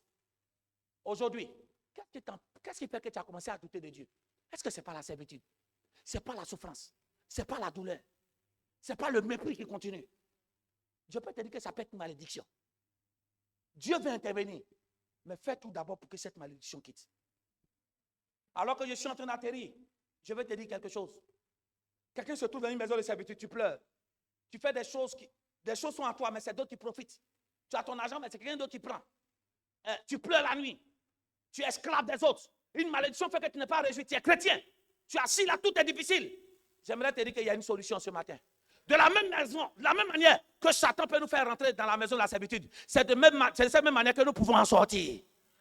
De la même manière que tu es entré, j'aimerais te dire, si aujourd'hui tu as pu rentrer dans un problème, c'est que le problème existe. Et s'il y a un problème, il y a forcément quoi? Solution. De la même manière que ta vie est dure à cause d'un esprit, tu peux aussi sortir de la maison de la servitude. Ne soyons pas focalisés seulement qu'on peut entrer dans la servitude, mais aussi on peut en sortir. Ceux qui y sont aujourd'hui, nous n'allons pas rentrer dans la nouvelle année avec cette servitude. On est rentré par contrainte parce que Satan voulait nous détruire. Mais on peut sortir de la servitude et on en sortira. Juge 6, verset 8. Juge 6, verset 8. Et dit l'Éternel envoya un prophète aux enfants d'Israël. Il a dit, ainsi par l'Éternel, le Dieu d'Israël, je vous ai fait monter d'Égypte et je vous ai fait sortir de la maison de... Je vous ai fait sortir de la maison de... Donc, quand on est dans la maison de servitude, on doit quoi? Sortir. Donc, on ne reste pas dans la maison de servitude pour s'en sortir. On doit sortir. On ne s'est pas compris. Non. Dieu n'a pas laissé son peuple où? étant dans la servitude en Israël, en Égypte, tous les miracles que Dieu a fait, ce n'était pas pour changer leurs conditions de vie. Parce que s'ils étaient encore là-bas, quand Dieu intervient, ça va revenir. La preuve, après tous les signes, Pharaon se calme, non? Après, il reprend. Dans la maison de servitude, c'est comme ça. Ça va, c'est comme ça. Comme ça. À un moment donné, Dieu dit, je te ferai sortir. Il y a des relations dans lesquelles Dieu va t'enlever. Il y a des boulots dans les boulots dans lesquels Dieu va t'enlever. Il y a des personnes avec qui te prennent. Dieu va t'enlever parmi le milieu. La Bible dit quelque part dans Corinthiens, dit sortez du milieu d'eux. Donc il y a des milieux d'eux qui ne sont pas agréables pour nous. Même si Dieu fait, l'atmosphère pourrie peut nous détruire. Amen. Dieu doit nous faire sortir de la servitude. Amen. Mais je vais te dire, Dieu ne te fait pas sortir de la servitude comme ça. Il te fait sortir de la servitude pour que tu sois dans une maison épanouie. Dieu ne t'enlève pas dans la servitude pour que tu passes quoi? Mourir dans le désert. Non. On t'enlève d'une maison de servitude pour t'envoyer dans une maison de repos. Amen. Parce que tu peux sortir d'Égypte, mais mourir dans le désert. Amen. On ne s'est pas compris. On ne s'est pas compris. Non seulement on peut en sortir, mais on peut sortir en étant quoi? Délivré. Dans la maison de servitude, alors on a vu quoi? L'Éternel quoi? Qui vous a délivré de la servitude. Donc sortir, ce n'est pas ça seulement, mais il faut que tu te délivres. Parce que tu peux sortir et puis être quoi? Toujours esclave de la servitude. En fait, tu as juste déplacé la servitude. Il faut que cette servitude-là te quitte. Dans Michée 6, verset 4. Et Deutéronome 7, verset 8. Oui. Allons vite, allons vite, allons vite. Oui. Du temps. Il dit, car je t'ai fait monter du pays d'Égypte et je t'ai délivré de la maison de la. Donc, dans Juge, il dit, je t'ai fait sortir. Mais dans Michée, il dit, non seulement il t'a fait sortir, mais je te délivre. Donc, il ne suit pas seulement de sortir, mais sort étant quoi? Renouvelé. Parce que tu peux quitter un boulot et les mêmes erreurs là peuvent aller quoi? Continuer dans un même boulot. Sort de là étant quoi? Changer. Et c'est ça la délivrance. La délivrance, ce n'est pas de sortir. C'est de quoi? De sortir étant une nouvelle personne. Ah. Donc la délivrance a atteint son paroxysme, son pic ou son seuil le plus élevé. Lorsque quoi? Lorsque tu sors d'une situation, mais la situation ne vient plus te hanter encore. D'autres sont sortis des foyers. Mais ce sont les mêmes choses qui te répètent là-bas. Tu es sorti d'un foyer, mais tu n'as jamais été délivré de l'esprit qui faisait que le foyer se gâtait. Aujourd'hui, tu sors. Ah, tu m'entends maintenant? Tu peux sortir d'un foyer. Mais les mêmes choses que tu as vécues, tu les vivre là-bas. Donc tu comprends maintenant que ce n'est pas sorti seulement. Tu dois être délivré de l'esprit qui te suit. Et celui qui est capable de nous délivrer, c'est Jésus d'abord. Amen. Et dit l'Esprit du Seigneur sur moi. Il m'a oint pourquoi? Pour délivrer les captifs. Captif veut dire esclave. La maison de la servitude t'a rendu esclave. Qu'est-ce que veut dire à quelqu'un? Écoutez-moi bien. Ah, un prisonnier. Tu me suis maintenant? En réalité, quand tu vas en prison, c'est pour changer, non? C'est le but. Ce n'est pas seulement pour te punir. Mais quand quelqu'un dit, OK, on me libère aujourd'hui. Quand tu sors de la prison aujourd'hui, non? Mais si tu n'es pas délivré de la prison, c'est là que tu sors, tu t'es agressé, tu n'irais pas encore. Tu me suis maintenant? Donc beaucoup de prisonniers sortent de prison, mais ils ne sont pas délivrés de la prison. C'est moi qui ai du mal à me comprendre, mes sœurs. Normalement, quand il va en prison, on l'a puni. Il est là-bas, il dit, voilà, c'est un mot, je ne fais plus, je ne fais plus, je ne fais plus. Donc quand il sort, si tu es vraiment délivré, tu ne dois plus refaire. Mais si tu refais, tu repars. Donc tu es sorti de prison, mais tu n'as jamais été délivré par la prison. Beaucoup sont délivrés. Je peux te parler. Beaucoup sont rentrés dans le mariage. Ils sont sortis du célibat, mais ils n'ont jamais été délivrés du célibat. C'est où tu es en couple, mais tu as un comportement encore de célibataire. J'aime toucher ce côté, pourquoi? Parce que c'est le côté où tu peux mieux comprendre.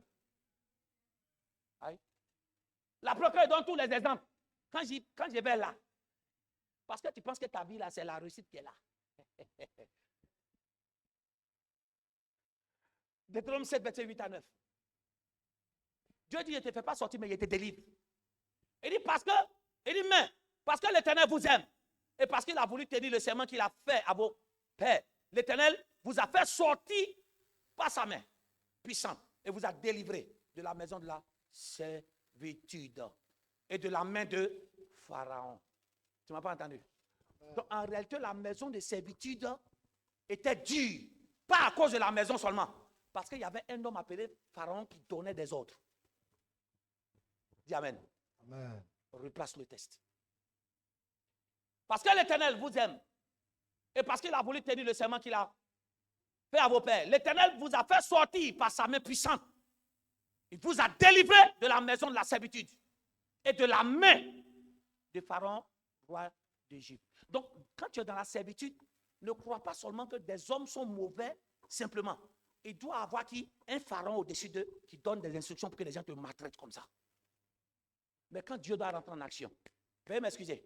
Il dit, il vous délivre de la servitude, mais il vous délivre de la main de Pharaon. Parce que quoi? S'il vous délivre seulement de la maison de servitude, qui? Et qui ne vous délivre pas de la main de Pharaon, Pharaon peut aller vous prendre, non? C'est ça, non? Pharaon peut aller vous prendre pour venir. Donc quand Dieu délivre de la servitude, non seulement il t'enlève du lieu de ta prison, mais celui qui était le gardien de la prison, il t'enlève de sa main. Amen. Ça veut dire que tout mandat d'arrêt spirituel satanique qui est derrière toi, pour te rechercher, pour venir te mettre dans la prison, quand Dieu rentre en action, Dieu te fait sortir, mais il tue le propriétaire de la prison. Amen. Beaucoup de personnes sortent d'Égypte, mais Pharaon a encore envie. Tant que Pharaon a encore envie, il est capable de faire quoi?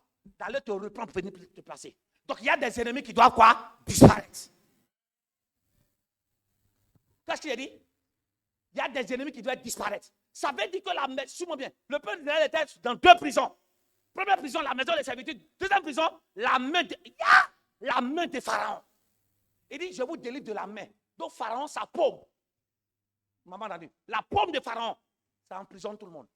Qui est Pharaon alors? Tu comprends maintenant? La paume de Pharaon rend tout le monde serviteur. Donc il ne suffit pas seulement de changer de maison. Mais quelle est l'entité qui a la main sur toi? Oh, il y a les poses pentes, la dicatofa, la dava. Dis à quelqu'un opération main contre main. Opération main contre main. Dis à quelqu'un opération main contre main. Opération main contre main. Pharaon te rend esclave par rapport à sa main. Mais celui qui vient te délivrer, c'est l'Éternel. Mais quelle partie de l'Éternel? La main de l'Éternel.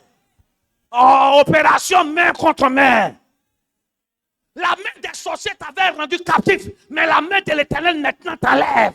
Amen. En fait, Dieu réagit en fonction de quoi? En fonction de tes ennemis. Si tes ennemis utilisent le pied pour te vaincre, il ne va pas utiliser la main. Il va utiliser son pied pour que tes ennemis se rendent compte que leur pied est petit. Amen. Je ne sais pas quel main qui t'a emprisonné. La main de l'Éternel t'arrache. La main de l'Éternel t'arrache. La main de l'Éternel t'arrache. Amen. Et ce n'est pas n'importe quelle main. La main puissante de l'Éternel. Veuillez m'excuser. Il dit la main puissante. Ça veut dire que si Dieu envoie sa main simple, ça ne pourra pas. Il faut qu'il mette quoi? De la puissance dans sa main. Donc imagine maintenant la main de Pharaon. Imagine la main de Pharaon. Donc la main de Pharaon est puissante. Jusqu'à Dieu met la puissance dans sa main. N'imaginez pas que les sorciers... Non, je ne suis pas en train de faire l'apologie, mais le monde spirituel existe.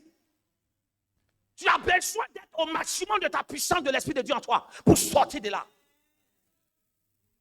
Le Saint, la Bible, en lui habitait toute la divinité de Dieu. Ça veut dire que Jésus que tu vois, si le côté, en fait, si Dieu n'était pas, si le plein de Dieu n'était pas en lui, il y a des choses qu'il n'allait pas faire. Il y a un niveau, je peux te parler, il y a un niveau où ton parler en langue doit être à un niveau supérieur. Amen. Il y a un niveau où ta nature divine doit atteindre. Tu commences à faire des jeûnes Esther. Tu commences à faire des prières de 1 heure, 2 heures, 3 heures, 4 heures du matin. Amen. Tu commences à faire des adorations de 5 heures. Tu commences à faire des méditations de 10 heures. Pour que la puissance de Dieu soit au maximum en toi. Quand tu rentres au travail, on dit, tiens ton argent et pars. Amen. Vous pensez que sortir des griffes de Satan, c'est comme ça? Vous devez être à un niveau de puissance. Non, ton amen commence à m'inquiéter. Amen. Celui qui a fait sortir Israël, même si Israël voulait, il ne pouvait pas. Pourquoi? Parce que la main qui avait la clé, il ne pouvait pas arriver là-bas. Il faut Dieu. Qu'est-ce qu'il dit? Il faut Dieu. Même que Dieu envoie sa main, il faut que Dieu entende que tu es fatigué. Dieu dit, j'ai entendu vos gémissements. En d'autres termes, Dieu voyait qu'ils étaient fatigués. Tu nous fais croire que non, ta vie est difficile. Mais quand tu es difficile, on doit voir quand même quelqu'un qui a envie de changer. Il dit, l'Éternel vous délivrera par sa main puissante. De la main de Pharaon. C'est main contre main. Qu'est-ce qu'il dit? C'est main contre main. En d'autres termes, c'est stylo contre stylo. Les patrons ont pris le but, tu es renvoyé. Mais le patron, ce n'est pas que ta vie est entre les mains de l'Éternel. Amen. L'Éternel a un autre stylo. En bas, il Amen. met réinsérer. Amen.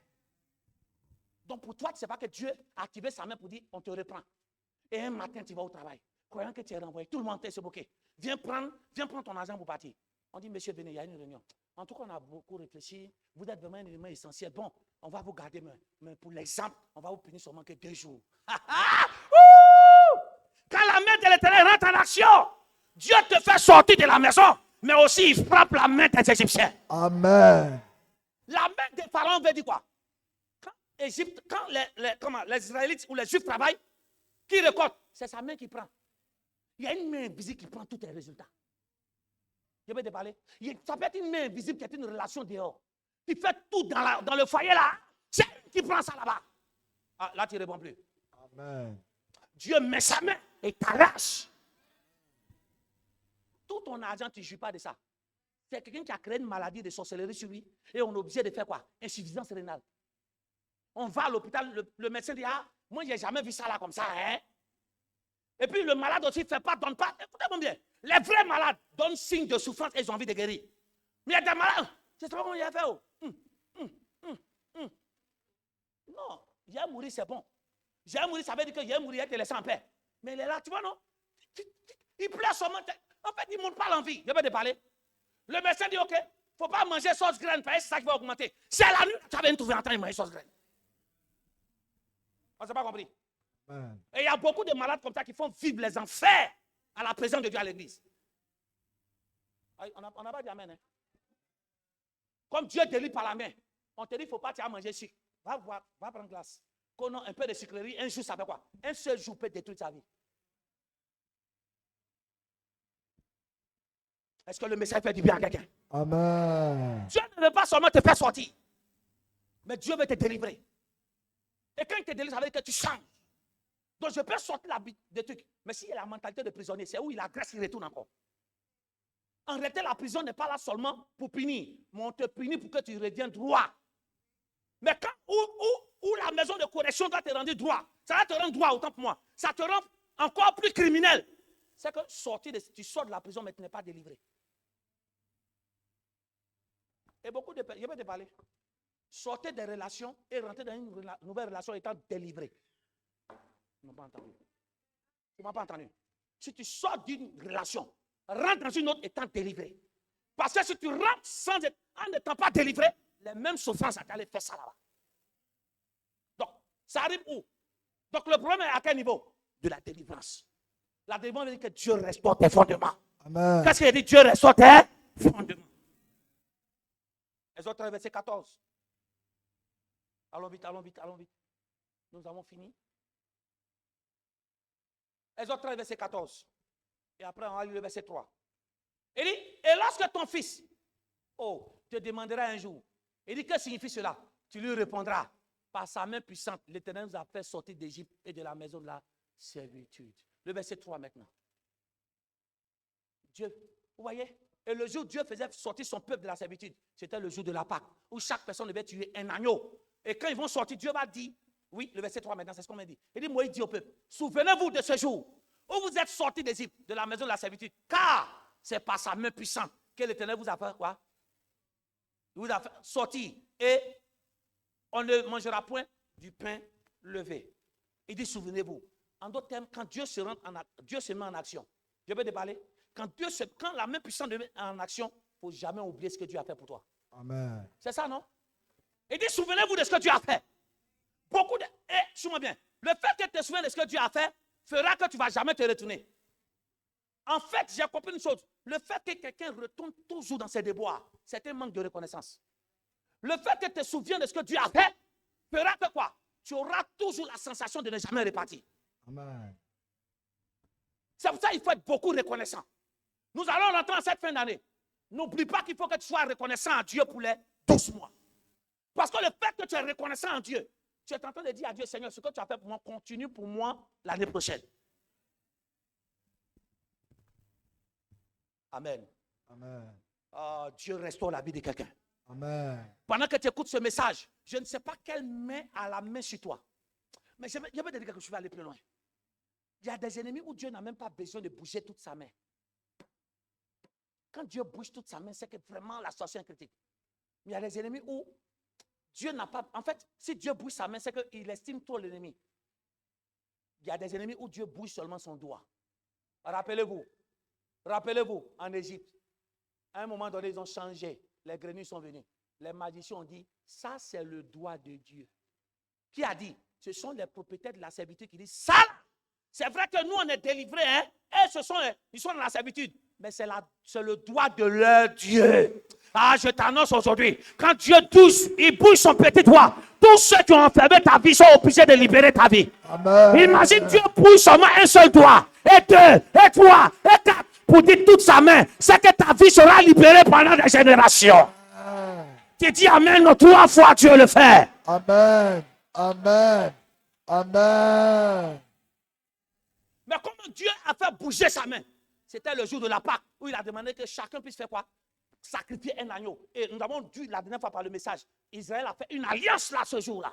L'alliance permet à Dieu de bouger sa main. En tout cas, Dieu va faire. Dieu va faire, tu es encore en prison. Non! Pour que Dieu fasse, Dieu attend un comportement de ta part, une réaction de sa part. Pour que ça... Il y a des prisons où Dieu n'a pas besoin d'une clé pour ouvrir. Son doigt est une clé déjà. Sa main est une clé déjà. Tu ne m'as pas dit Amen. Pendant que toi, tu es en train de chercher la clé pour ouvrir, moi, le doigt de l'Éternel est une serrure passe-partout. Une serrure passe-partout. Le doigt de l'Éternel, c'est une clé qui est passe-partout. Cette même clé-là ouvre la grande porte, ouvre le salon, ouvre la chambre, ouvre le coffre. Si on t'avait emprisonné dans la cour, le doigt de Dieu te libère. Si on t'avait emprisonné dans la chambre, le doigt de Dieu te libère. Si on t'avait emprisonné dans un canari, c'est le même doigt qui te libère. Tu m'aimes bien la main 3 fois. Ce matin, ça s'est fait. Amen. Amen. Amen. La main de l'Éternel est puissante pour terrasser nos ennemis.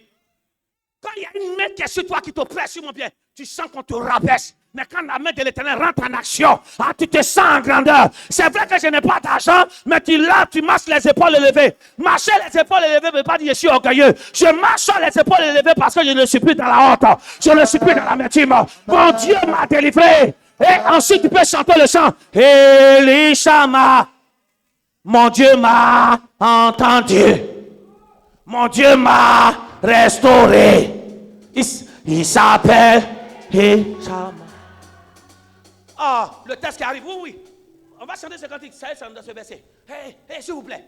Je vais vous dire quelque chose. La véritable adoration et louange est censée chanter ce que Dieu a fait. Toi, tu es célibataire, peut-être que tu chants des mariés.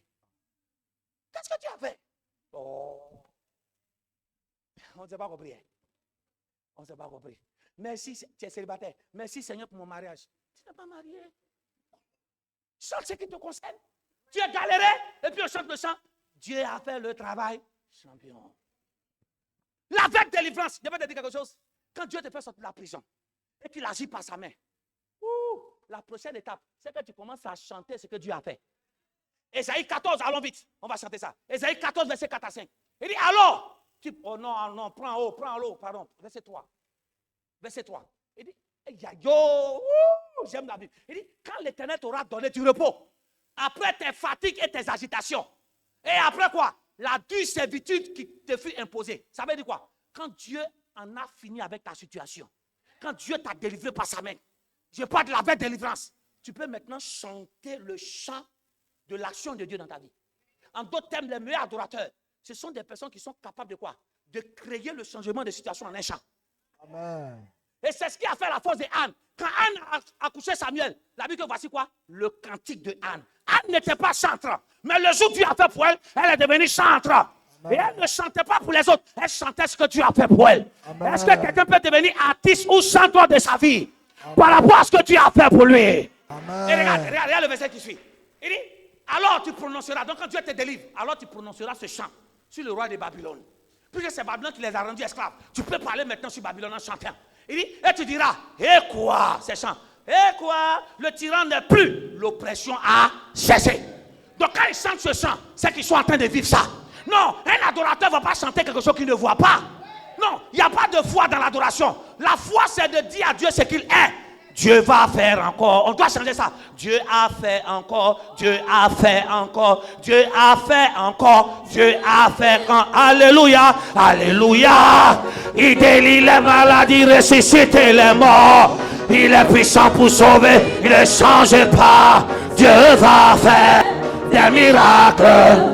Des miracles, Dieu va faire encore. Dieu m'a touché, il m'a touché, il m'a touché, il m'a touché. Alléluia, alléluia. Il guérit les maladies, ressuscite les morts. Il est puissant pour sauver, il ne change pas. Dieu va faire des miracles. Des miracles, Dieu va faire encore. Dieu me change aujourd'hui, il me change aujourd'hui, il me change aujourd'hui, il me change aujourd'hui. Oh, alléluia. Il guérit les maladies, ressuscite les morts. Il est puissant pour sauver, il ne change pas. Dieu va faire des miracles, des miracles. Shabala. Tu peux maintenant, oh, Kala. Le test, on va continuer dans l'adoration comme ça. Ne t'assois pas, ne t'assois pas. On va chanter le cantique en même temps. Il dit alors tu prononces ce chant sur le roi disant il y a des moments Dieu n'attend pas que tu pries. Dieu attend que tu chantes ce qu'il a fait. Dieu attend que tu chantes ce qu'il a fait. Ah Dieu, dans le mois de janvier, tu as fait pour moi. Aujourd'hui. Ça non. Frères et sœurs, chante ce que Dieu a fait pour toi. Tu te lèves le matin dans l'argent. J'ai vu la chute de Satan. Mon Dieu me donnait beaucoup d'argent. Tu chantes un cantique qui n'est même pas sur toi.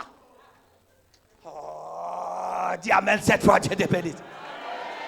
Mais le verset suivant, verset 5. Il dit, verset 5. L'Éternel, c'est le chant. L'Éternel a brisé le bâton des méchants. Toi, tu pries, tu dis, il a brisé, puis il n'a pas fait. Non. Si Dieu n'a pas brisé, ne dis pas Dieu a brisé. Dis Dieu brise. Ou Dieu brisera. Mais le meilleur cantique, c'est de chanter ce que Dieu a fait. Amen. Il dit quand l'Éternel t'aura délivré de la servitude, alors tu peux chanter ce cantique. Dieu m'a délivré des oppresseurs. En d'autres termes, tu comprends maintenant quand Samuel, qui est un prophète, est capable de pouvoir mettre sur mon bien, donner des paroles d'un cantique que toi et moi on continue de chanter aujourd'hui. Et dit jusqu'à là, l'Éternel nous a secourus. Jusqu'à là. Ça veut dire quoi? Quand il regarde sa vie jusqu'à maintenant, Dieu a secouru. En d'autres termes, du 1er janvier au mois de décembre, début décembre, Dieu a fait. Malgré que c'était dur, mais quand même je suis en vie. Je ne manquais de rien. Alors toi et moi, nous pouvons chanter Ebenezer, Ebenezer, la grâce infinie de Dieu. Souviens-toi de l'amour de Dieu. Et bénis le roi des rois. Oh, chantons Ebenezer, la grâce infinie de Dieu. Souviens-toi de l'amour de Dieu. Et bénis le roi des rois. Oh, chantons Ebenezer, oui, la grâce. La grâce infinie de Dieu. Oh oui, souviens-toi. Souviens-toi de l'amour de Dieu. Et bénis. On y va, on y va, on y va. Oh, Ebenezer. Ebenezer, Ebenezer, Ebenezer. Souviens-toi de l'amour de Dieu. Et bénis le roi des rois. Vous voyez, quand on chante, il y a des pas. Tu es un grand envers ton Dieu. Dieu a fait. C'est quoi ça? Dieu a fait. C'est ça qui fait que Satan a encore sa main sur toi. Parce que, je vais te dire quelque chose, le souvenir de Dieu fait que tu ne peux plus actionner de nouvelles prières par rapport à cette situation. Vous m'avez compris? Il y a des situations qui sont déjà venues, qui reviennent. On n'a plus besoin de prier. On rappelle seulement au souvenir de Dieu. Je rappelle au Dieu. Alléluia. Et rappelle au Alléluia. Mon statut. Alléluia. Mon statut. Alléluia. Revu celui de Jésus. Alléluia. Après 3 jours dans le tombeau. Alléluia. Elle a revu celui de Lazare. Alléluia. Après 4 jours dans le tombeau. Alléluia. Elle a revu celui de Sarah. Alléluia. Après 7 ans dans la sérénité. Alléluia. En lui donnant un fils, Isaac et Alléluia. Et si je rappelle. Alléluia. Marabout de Paris est changé. Oh, Les sorciers ne peuvent rien changer. Marabout ne peut rien changer. Les sorciers ne peuvent rien changer. Féticheur ne peut rien changer. Les problèmes ne peuvent rien changer. Et si je rappelle à Dieu, si je rappelle à Dieu, c'est lui qui change ma situation. Ma situation, il doit revoir ma position. Alléluia. Il doit revoir mon statut. Alléluia. Alléluia. Alléluia. Alléluia. Yeah. Il y a des putains pérants. Il dit, lorsque l'Éternel t'aura donné du repos, ça veut dire quoi? Normalement, c'est qui, attends, quelqu'un dans le repos, il ne parle pas. C'est qui pour que tu es dans le repos, ta bouche s'ouvre pour chanter. Donc toi qui ne chantes pas, tu nous montres que notre Dieu n'a rien fait pour toi. Donc quand tu montres à Dieu que tu es ingrat, il laisse revenir ce qui t'avait possédé. C'est pour ça que tout le temps tu es malade. Tu n'as pas dit amen bien. Il dit, lorsque l'Éternel t'aura délivré de la maison de servitude, tu prononceras ce chant. Donc la délivrance amène quelqu'un à chanter. Il y a des gens qui ont dit amen bien. Il y a des gens qui nous font croire qu'ils sont timides. En réalité, dehors, ils ne sont pas timides. En fait, l'église prend la mauvaise version de nous et le monde prend la bonne version de nous. Non. Tu nous fais croire que ce n'est pas danser. Pardon. On est dans la période de fête. 24 au 31. Il ne faut pas dire te voir boire un vin et puis la maman, elle sont beaux. Elle n'est pas en train de danser. Non. Il dit, lorsque l'Éternel t'aura délivré de ta fatigue, il dit, tu prononceras ce chant. Donc ma fille, l'adoration et la louange, personne n'a le choix. En fait, le ministère de chanter, ce n'est pas pour les chants seulement, c'est tout ce que Dieu a fait. Alors tu peux chanter, Dieu a tout changé, il m'a pris de la boue. Il enlève de l'échec. Il enlève de la maladie. On fait avec, on fait avec. Il enlève de la mort. Il enlève de la maladie. Il enlève de l'échec. Il enlève de la mort. Il enlève de l'échec. Oh, il est Dieu. Il est Dieu. Il est Dieu. Il est Dieu. Il est Dieu. Il est Dieu. Il est Dieu. Il est Dieu. Il est Dieu. Il est Dieu. Il est Dieu. Il est Dieu. Il est Dieu. Jésus est Dieu. Il est Dieu. Il est Dieu. Il est Dieu. Voilà changement. Voilà changement. Changer. Voilà changement. Changer. Changer. Voilà changement. À changer. Changement.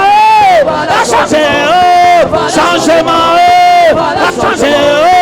Changement. À changer. Voilà changement. Changement.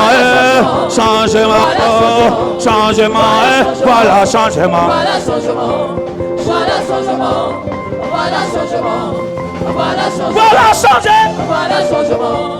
Voilà changement. Voilà changement. Voilà changement. Voilà changement. Changement. Changement. Changement. Changement. Changement. Changement. Changement. Là maintenant, tu peux te tenir devant un problème. Tu dis, quand Jésus dit oui, personne ne... Jésus... Personne ne peut dire non. Jésus dit oui, personne ne peut dire non. Jésus dit oui. Personne ne peut dire non. Jésus a dit oui, travaille. Personne ne peut dire non. Il a dit oui au mariage. Personne ne peut dire non. Il a dit oui au travail. Personne ne peut dire non. Oh Jésus, oui, oui, personne. Personne ne peut dire non. Oh Jésus dit oui. Personne ne peut dire non. Oh Jésus dit oui à mon miracle. Jésus a validé mon travail. Jésus a validé mon mariage. Jésus a validé mon miracle. Oh Jésus dit oui, personne ne peut dire. Oh démon peut. Oh sorcier peut. Sorcier peut. Démon peut. Il peut pas. Il peut pas. Il peut pas. Il peut pas. Il peut pas. Il peut pas. Il peut pas. Il peut pas. Il peut pas. Il peut pas. Il peut pas. Il peut pas. Il peut pas. Il peut pas. Oh sorcier peut. Oh sorcier peut. Il peut pas. La boue peut. Oh sorcier peut. Il peut pas. Il peut pas. Il peut pas. Il peut pas. Il peut pas. Il peut pas. Il peut pas. Il peut pas. Il peut pas. Il peut pas. Il peut pas. Il peut pas. Il peut pas. Il peut pas. Il peut pas. Il peut pas. Il peut pas. Et maintenant, je peux me tenir devant mes ennemis. Vous ne pouvez pas m'atteindre. Pourquoi? Car il y a un feu qui brûle en moi. C'est le feu. Arrêtez de parler, chantez. Saint-Esprit descend sur moi. Fire, fire, fire. Oh, il y a un feu qui brûle en moi. Qui brûle en moi. Le feu du Saint-Esprit. Yes. Comme au jour de l'enfantement. Ah, je sens ce feu-là. L'esprit de son Aïe, aïe, aïe, aïe, aïe. Il y a. Fire, fire, fire. Fire. Fire, fire, fire. Fire. Fire, fire, fire. Fire. Fire,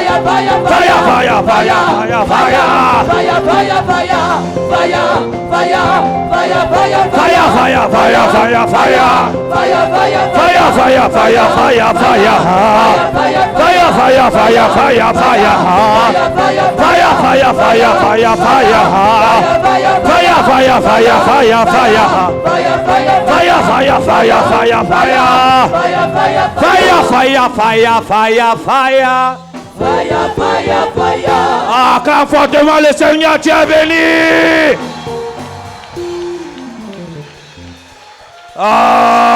Reçois la délivrance, reçois la restauration. Quelles que soient les prisons, tu sors de là. Ta louange et ton adoration te font sortir de la captivité. Tout ce qui t'avait emprisonné est obligé de sortir. Ah, quelqu'un dit, je sors de la prison. Étant délivré de l'esprit, de la maladie, je sors. Je sors. Je sors. Enfin avec. Je sors. De l'esprit, de l'échec, oh, de sorrow. Je sors. De l'esprit, de l'emboutement. Je sors. De l'esprit, du blocage, oh, je sors. Je sors. De l'esprit, de la maladie, je sors. Je sors. De l'esprit, de l'emboutement, je sors. Je sors. Ah, je sors, oh. Je sors. Oh, moi, je sors, oh. Ah, je sors, oh. Je sors. Moi, je sors. Je sors. Je sors. Je sors. Je sors. Je sors. Je sors. Je sors. Ah, je sors. Je sors. Yeah, je sors. Je sors. Je sors. Je sors. Je sors. Je sors. Ah, je sors. Je sors. Je sors. Je sors. Je sors. Je sors. Ah, je sors. Je sors. Je sors. Je sors. Je sors. Je sors. Je sors.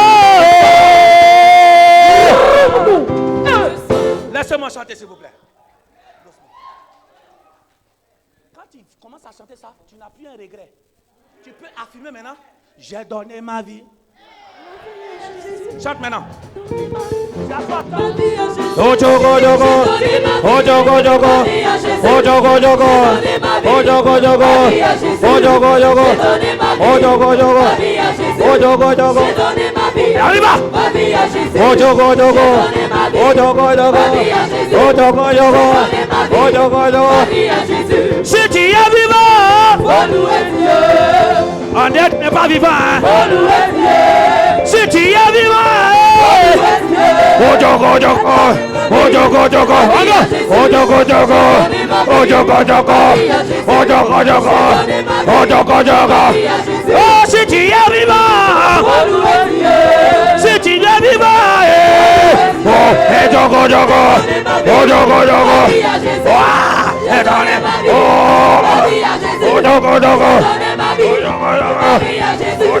donné ma vie. Ma vie à Jésus. J'ai donné ma vie. Ma vie à Jésus. J'ai donné ma vie. Ma vie à Jésus. J'ai donné ma vie.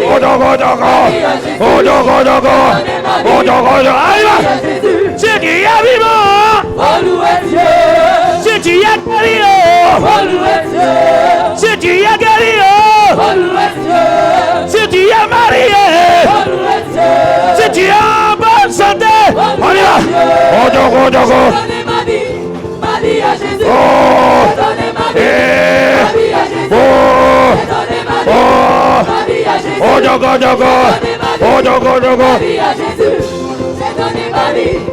vie à Jésus. J'ai donné ma vie à Jésus. J'ai donné ma vie à Jésus. J'ai donné ma vie à Jésus. J'ai donné ma vie à Jésus.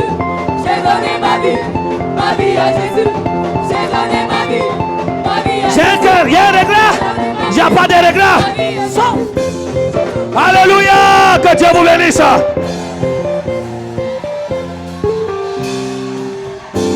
Oh, ton amen, ça me fatigue. Ah non. Non, je ne sens pas la vie encore. Aïe, aïe, aïe, aïe. Ça doit monter, ça doit monter, ça doit monter. Maintenant, quand j'ai donné ma vie, je l'ai expérimenté.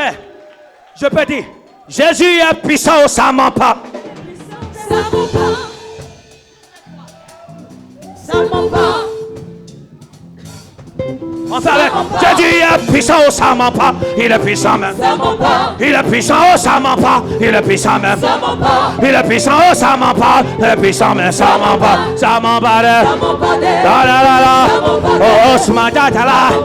Osmanda la. Ça ment pas. Oh, ça ment pas. Oh, ça ment pas. Ça ment pas. Oh, ça ment pas. Ça ment pas. Ça ment pas. Oh, ça ment pas. Ça ment pas. Ça ment pas. Ça ment pas. Ça ment pas. Ça ment pas. Ça ment pas. Ça ment pas. Ça ment pas. Ça ment pas. Madjala, Adila Datala, oh Panapapala, ça m'a pas oh, dans mon travail oh, ça m'a pas oh, dans mon foyer oh, ça m'a pas, dans mon cœur, ça m'a pas ça m'a pas ça m'a pas ça m'a pas ça m'a pas ça m'a pas ça m'a pas ça m'a pas, ça m'a pas,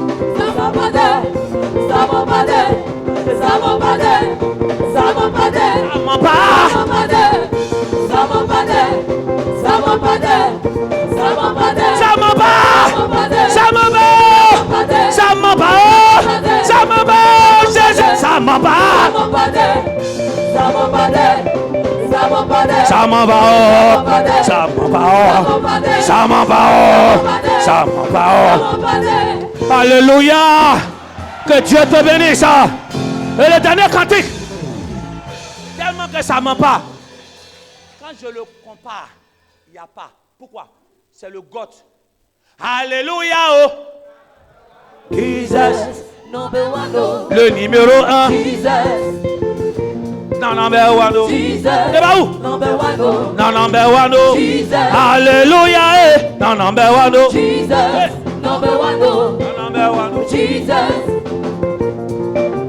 Jesus, number one. Hey, hey, hey, hey,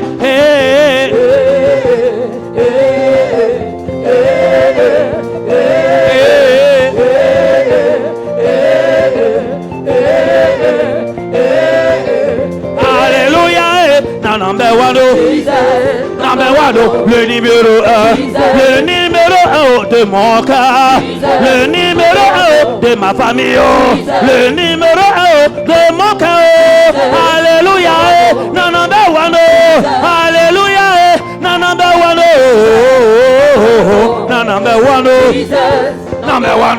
Non, number one. Hey, hey.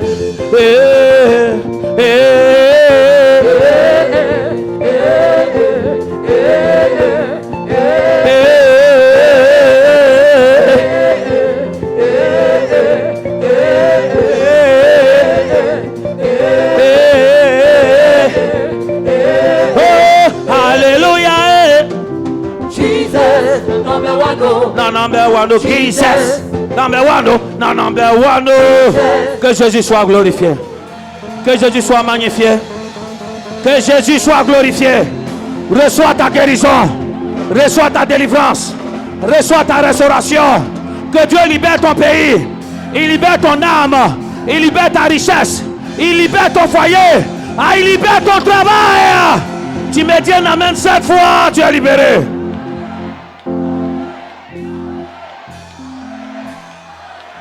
Shereba, Zaba, Telebrozoba. Assieds-toi.